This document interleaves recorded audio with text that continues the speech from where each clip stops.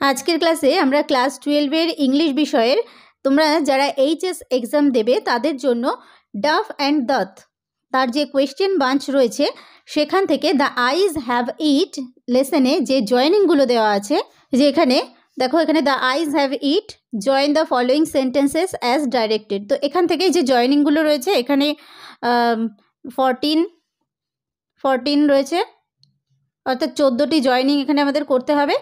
তো এই জয়েনিংগুলো আজকে আমরা করব। তো প্রত্যেককে welcome to our channel unique learning lab. আমি সোমা। আজকে চ্যানেলে যারা প্রথম এসেছো প্লিজ চ্যানেলটিকে সাবস্ক্রাইব করে নিয়ে পাশে থাকা বেল বাটনটিকে প্রেস করে অল করে রেখো সমস্ত ভিডিওগুলোর নোটিফিকেশন পাওয়ার জন্য। আর আগে থেকেই যারা সাবস্ক্রাইব করে নিয়ে সঙ্গে রয়েছে তাদেরকে অসংখ্য ধন্যবাদ। দেখো শুরু করছি। প্রথমটা কি আছে দেখো, দ্য কাপল মানে দুজন, ওয়ার প্রবাবলি হার পেরেন্টস ছিলেন, প্রবাবলি মানে সম্ভবত হার পেরেন্টস তার পিতামাতা, দে সিমড ভেরি অ্যাংসাস, দে সিমড মানে তাদের মনে হচ্ছিল, ভেরি অ্যাংসাস মানে খুবই উত্তেজিত, তো এইরকম বা উদ্বিগ্ন এরকম টাইপের মনে হচ্ছিল। এটাকে কি বলা হয়েছে, জয়েন ইন্টু কমপ্লেক্স সেন্টেন্সে জয়েন করতে হবে। তাহলে দুটো সিম্পল সেন্টেন্স রয়েছে, তো এদেরকে আমাদের কমপ্লেক্স করতে হবে। কমপ্লেক্স সেন্টেন্স কি, যে সেন্টেন্সে একটা প্রিন্সিপাল ক্লজ বা ইন্ডিপেন্ডেন্ট ক্লজ থাকবে এবং এক বা তার বেশি সাবঅর্ডিনেট ক্লজ বা ডিপেন্ডেন্ট ক্লজ থাকবে। এর আগের ক্লাসে আমরা আলোচনা করেছি সেটা। তাহলে সেটাই হচ্ছে কমপ্লেক্স সেন্টেন্স। তাহলে কি, দ্য কাপল মানে সেই জোড়া, অ্যাকচুয়ালি তার মানে বাবা মার কথা বলা হয়েছে, তারা হু সিমড ভেরি অ্যাংসাস যাদেরকে মনে হচ্ছিল খুবই উদ্বিগ্ন, ওয়্যার প্রবাবলি হার প্যারেন্টস সম্ভবত তারা তার পিতামাতা ছিলেন। তাহলে the couple who seemed very anxious,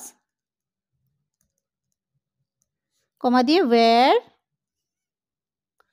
probably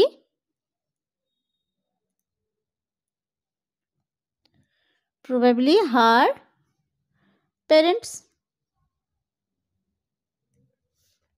ওকে, তাহলে the couple who seemed very anxious মানে সেই জোড়া যাদেরকে মনে হচ্ছিল খুবই উদ্বিগ্ন। এটা হচ্ছে দেখো, the couple were probably her parents, তারা কী ছিলেন, কাপলরা কী ছিলেন, সম্ভবত তার পিতামাতা ছিলেন। হু সিমড ভেরি অ্যাংসাস, এখানে এই যে হু সিমড ভেরি অ্যাংসাস যাদেরকে মনে হচ্ছিল খুবই উদ্বিগ্ন, এই যে ক্লজটা, এই ক্লজটা হচ্ছে ডিপেন্ডেন্ট ক্লজ। কিসের উপর ডিপেন্ড করে রয়েছে, এই যে the couple were probably her parents তার উপর ডিপেন্ড করেছে। তাহলে এটা হচ্ছে কমপ্লেক্স সেন্টেন্স। ওকে, নেক্সট দেখো, দে কল্ড দেয়ার গুড বাইজ, তারা তাদের বিদায় জানিয়েছিল। The train pulled out of the station, ট্রেনটি স্টেশন থেকে ছেড়েছিল। জয়েন ইন্টু কমপ্লেক্স সেন্টেন্স, তাহলে এটাকেও কমপ্লেক্স সেন্টেন্সে জয়েন করেছিল। তাহলে মানে তার ট্রেনটা স্টেশন ছেড়েছিল যখনই তাদের গুড বাইজ বা বিদায় জানানো হয়ে গিয়েছিল। তাহলে the train pulled out of the station as soon as they called their goodbyes. Okay, তাহলে the train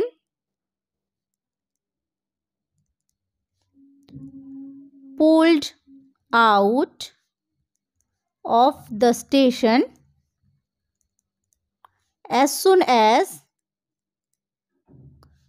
they called their goodbyes. Okay, বোঝা গেল? তাহলে এই যে the train pulled out of the station, ট্রেনটি স্টেশন থেকে ছেড়েছিল, এইটা হচ্ছে principal clause. As soon as they called their goodbyes, এটা হচ্ছে সাবঅর্ডিনেট ক্লজ বা ডিপেন্ডেন্ট ক্লজ। ওকে, পরেরটা দেখো, I was totally blind at the time, আমি ছিলাম, টোটালি ব্লাইন্ড মানে সম্পূর্ণভাবে অন্ধ, অ্যাট দ্য টাইম সেই সময় মাই আইজ ওয়ার সেন্সিটিভ, আমার চোখ ছিল সংবেদনশীল, only to light and darkness, শুধুমাত্র মানে আলোতে এবং অন্ধকারে। তারপরে কি, যারা অন্ধ হয় তারা তো দেখতে পান না, তো সেই কারণে যখন খুব আলো হয় তখন মানে চোখটা একটু সেন্সিটিভ হয়ে যায়, বা ডার্কনেস হলে তখন চোখটা মানে মনে হয় যে এটা অন্ধকার আছে এবং আলোতেও সেই সেন্সিটিভিটিটা থাকে, সেটাই বোঝানো হয়েছে। গল্পটি যারা পড়েছো তারা আশা করছি বুঝতে পারছো। জয়েন ইন্টু কমপ্লেক্স সেন্টেন্স, এটাকে জয়েন করতে হবে কমপ্লেক্স সেন্টেন্সে। তাহলে যেহেতু আমি সেই সময় সম্পূর্ণভাবে অন্ধ ছিলাম, আমার চোখগুলো অনলি লাইট এবং ডার্কনেসে সেন্সিটিভ ছিল, তাহলে যেহেতু শুধুমাত্র এখানে একটা অ্যাজ আমরা যোগ করব, as I was totally blind At the time, my eyes were sensitive only to light and darkness.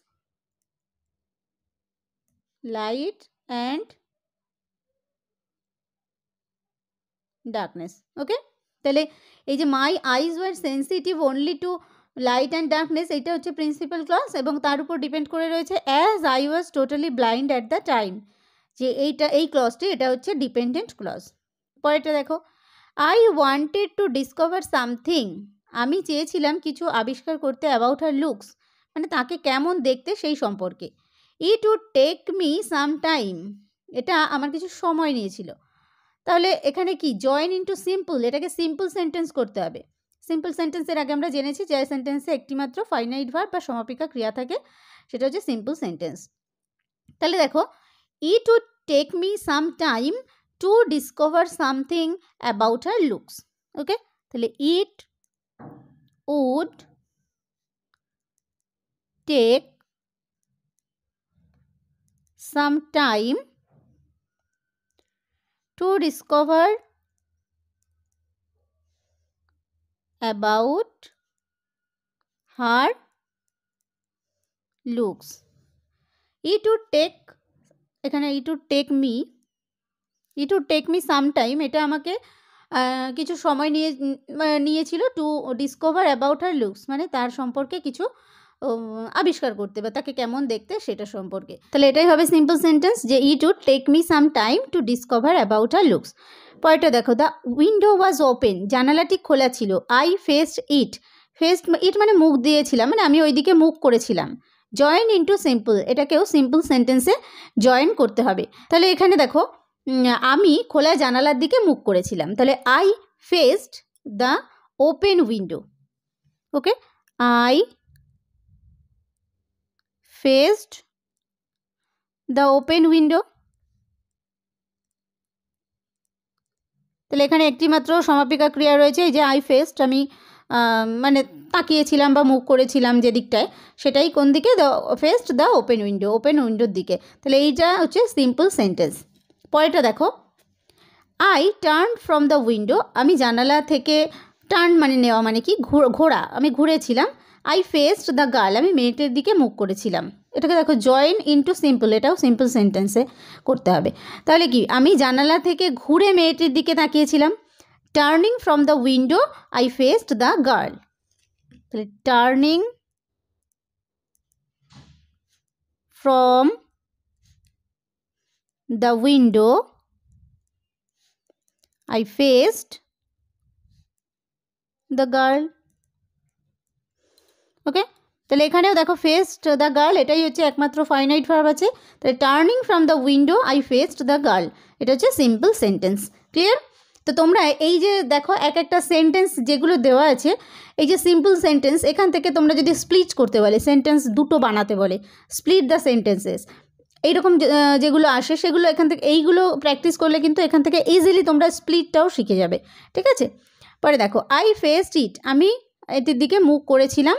I made a pretence, আমি একটা ভান করেছিলাম, অফ স্টাডিং দ্য ল্যান্ডস্কেপ, কিসের ভান করেছিলাম, যাতে বাইরে যে সমস্ত প্রকৃতি রয়েছে সেই সমস্ত কিছু আমি বুঝতে পারছি অ্যাকচুয়ালি মানেটা। তাহলে আমি সেই রকম ভান করেছিলাম।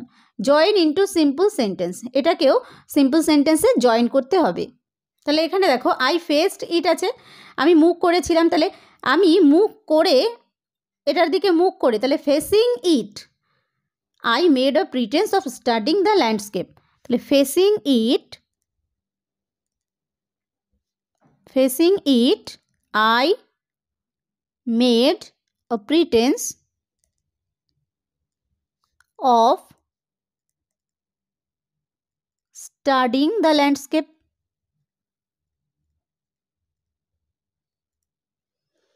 ওকে, তাহলে এটা হয়ে গেল সিম্পল সেন্টেন্স। পরেরটা দেখো, a man got into the compartment, একজন মানুষ কম্পার্টমেন্টে উঠেছিল।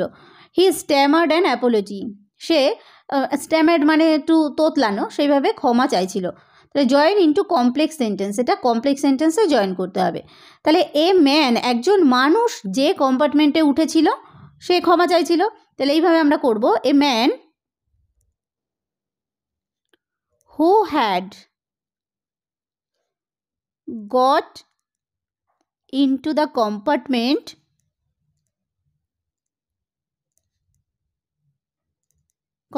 stammered an apology. Stammered an apology. এখানে দেখো, a man who had got into the compartment, এই যে সেন্টেন্সটা, যে who had got into the compartment এইটুকু হচ্ছে ডিপেন্ডেন্ট ক্লজ, আর a man stammered an apology এটা হচ্ছে ইন্ডিপেন্ডেন্ট ক্লজ। ঠিক আছে, তাহলে তার উপরেই ডিপেন্ড করছে হচ্ছে you who had got into the compartment. এখানে কেন হ্যাড হলো, দেখো এ ম্যান একজন মানুষ, স্ট্যামার্ড অ্যান অ্যাপোলজি, স্ট্যামার্ড যে ভার্বটা রয়েছে এটা কিন্তু পাস্ট ফর্মে রয়েছে, অর্থাৎ অতীতকালে ঘটেছিল ঘটনাটা, এবং মানুষটি কিন্তু কম্পার্টমেন্টে উঠেছিল। দেখো a man got into the compartment, সে উঠেছিল, এটাও কিন্তু অতীতকাল অর্থাৎ পাস্ট টেন্সে রয়েছে। এবার আমরা জানি অধিকতর যে পাস্ট টেন্স হয় সেটা হচ্ছে কি, অধিকতর অতীত, সেটা হয় পাস্ট পারফেক্ট টেন্স। তাহলে এখানে অবশ্যই হ্যাড হবে, যেহেতু আগে সে কম্পার্টমেন্টে উঠেছিল তারপরে অ্যাপোলজি বা ক্ষমা চাইছিল। ওকে, সেই কারণে a man who had got into the compartment হয়েছে। এবার পরেরটা দেখো, the man entered the compartment, মানুষটি প্রবেশ করেছিল কম্পার্টমেন্টে বা কামরায়। He broke into my reverie, সে আমার দিবাস্বপ্ন ভেঙে দিয়েছিল। জয়েন ইনটু কমপ্লেক্স, তো এটাকেও কমপ্লেক্স সেন্টেন্সে জয়েন করতে হবে।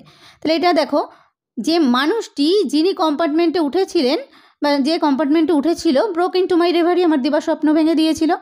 The man who had entered the compartment broke into my reverie. Okay, তাহলে দ্য ম্যান ঠিক আগের সেন্টেন্সটির মতোই, the man who had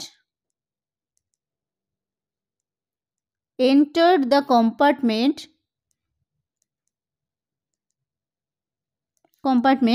broke into my reverie. Broke into my reverie. এখানেও দেখো, এই যে who had enter the compartment এটা হচ্ছে ডিপেন্ডেন্ট ক্লজ, আর the man broke into my reverie এটা হচ্ছে ইন্ডিপেন্ডেন্ট ক্লজ। ওকে, পরেরটা দেখো, শি হ্যাড বিউটিফুল আইজ, তার ছিল সুন্দর চোখ। They were of no use to her, মানে সেগুলো তার কাছে তার কোনো কাজে লাগতো না। তাহলে জয়েন ইনটু কমপ্লেক্স, তাহলে এটাও কমপ্লেক্স সেন্টেন্সে জয়েন করতে হবে। তো দেখো, শি হ্যাড বিউটিফুল আইজ, তার সুন্দর চোখ ছিল যেগুলো তার কোনো কাজে লাগতো না। She had beautiful eyes, she had beautiful eyes which were of no use to her, which were of no use to her. তাহলে she had beautiful eyes এটা হচ্ছে প্রিন্সিপাল ক্লজ, আর which were of no use to her এটা হচ্ছে dependent clause, এই ক্লজটার উপর depend করে আছে। তাহলে এটা কমপ্লেক্স সেন্টেন্স। পরেরটা দেখো, she would forget our brief encounter. she would forget, সে ভুলে যাবে, our brief encounter, আমাদের এই সংক্ষিপ্ত যে দেখা বা পরিচয় সেটা ভুলে যাবে। it would stay with me, এটা আমার সঙ্গে থেকে যাবে, for the rest of the journey, মানে এই যে সমস্ত যে জার্নিটা অর্থাৎ যাত্রাপথ, এই সমস্ত সময়টা কিন্তু সেটা আমার মধ্যে থেকে যাবে, কিন্তু সে হয়তো ভুলে যাবে। Join into compound sentence, compound sentence আমরা জানি যে দুটো বা তার বেশি সেন্টেন্স অ্যান্ড, অর, বাট এই ধরনের কনজাংশন দিয়ে যখন যুক্ত থাকে তখন তাকে বলা হয় কম্পাউন্ড সেন্টেন্স। তাহলে she would forget our brief encounter, সে আমাদের এই সংক্ষিপ্ত পরিচয় তো ভুলে যাবে, কিন্তু এটা আমার সঙ্গে এই সমস্ত জার্নিটা বা যাত্রাপথে থেকে যাবে। তাহলে বাট দিয়ে আমাদের জয়েন করতে হবে। She would forget our brief encounter, but কিন্তু it would stay with me for the rest of the journey. Clear হলো? তাহলে এটা আমরা বাট কনজাংশন দিয়ে যুক্ত করলাম দুটো সেন্টেন্সকে। পরেরটা দেখো, I didn't see you either, আমি তোমাকে দেখিনি, বাট কিন্তু I heard you come in, কিন্তু আমি শুনেছিলাম যে তুমি ভেতরে এসেছো। জয়েন ইনটু কমপ্লেক্স সেন্টেন্স, এটাকেও কমপ্লেক্স সেন্টেন্সে জয়েন করতে হবে।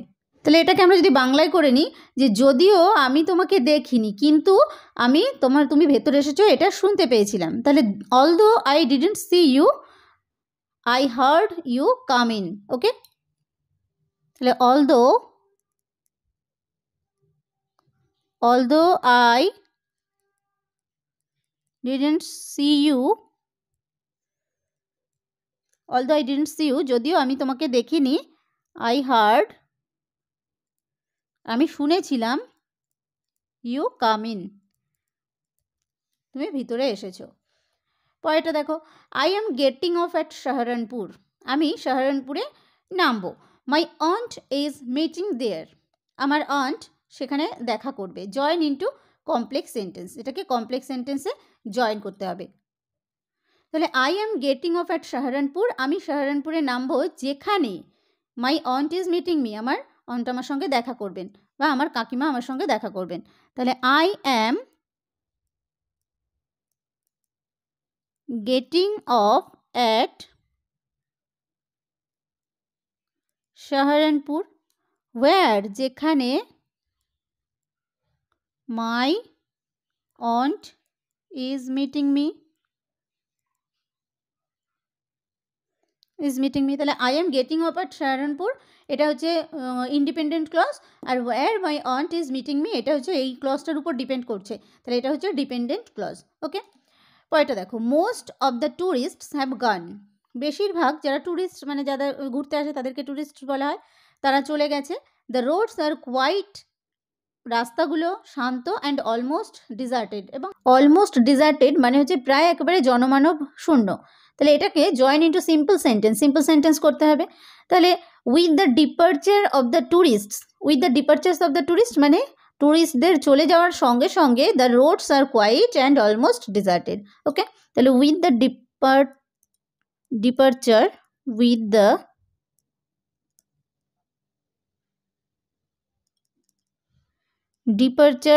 of the tourists, the roads are quiet and almost deserted. Okay, তাহলে with the departure of the tourist the roads are quite and almost deserted, এটা হলো হচ্ছে সিম্পল সেন্টেন্স। ক্লিয়ার হলো? তাহলে আজকে আমরা এই এই যে জয়েনিংগুলো আছে 14 পর্যন্ত এগুলো কমপ্লিট করলাম। আশা করছি ভিডিওটি তোমাদের জন্য হেল্পফুল হবে। ভিডিওটি ভালো লাগলে অবশ্যই একটা লাইক করো, কমেন্ট করো, চ্যানেলে নতুন হয়ে থাকলে চ্যানেলটিকে সাবস্ক্রাইব করে নিতে ভুলো না। ভিডিওটি শেষ পর্যন্ত দেখার জন্য প্রত্যেককে থ্যাংক ইউ।